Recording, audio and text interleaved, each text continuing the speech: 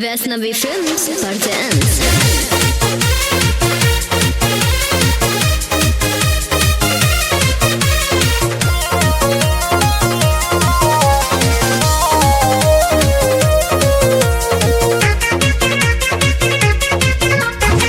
पप्पी ने मारा मिस कॉल, पप्पी ने मारा मिस कॉल की छोड़ी बोले हेलो हेलो। पप्पी ने मारा मिस कॉल की छोड़ी बोले hello hello hello hello hello hello hello hello hello hello. पप्पी ने मारा मिस कॉल की छोड़ी बोले हेलो हेलो। पप्पी ने मारा मिस कॉल की छोड़ी बोले हेलो हेलो। छोड़ी बोले हेलो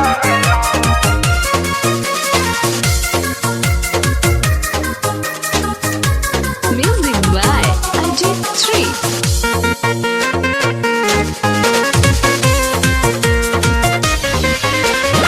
पप्पी ने पूछा नाम तेरा क्या है, छोड़ी ने बोली काम तेरा क्या है। पप्पी ने पूछा नाम तेरा क्या है, छोड़ी ने बोली काम तेरा क्या है।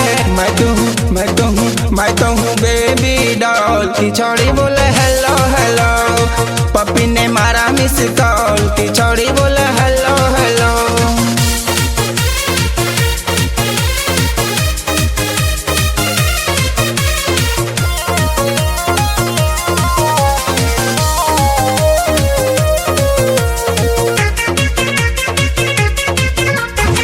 पप्पी ने बोला चलो प्यार करते हैं, शादी के लिए तैयार करते हैं।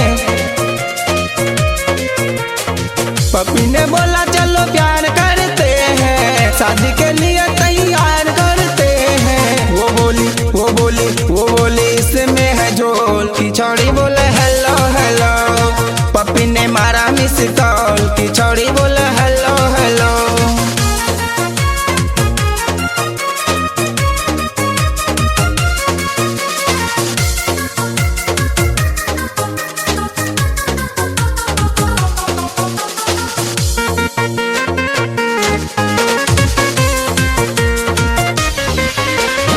छौड़ी का लावर है बबलू बिहारी, प्रेमी अजीत संजय भाती है यारी।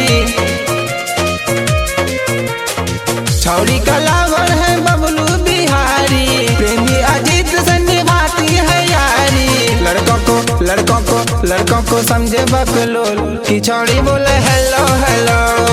पप्पी ने मारा मिस कॉल की छोड़ी बोले hello hello hello hello hello hello hello hello hello hello.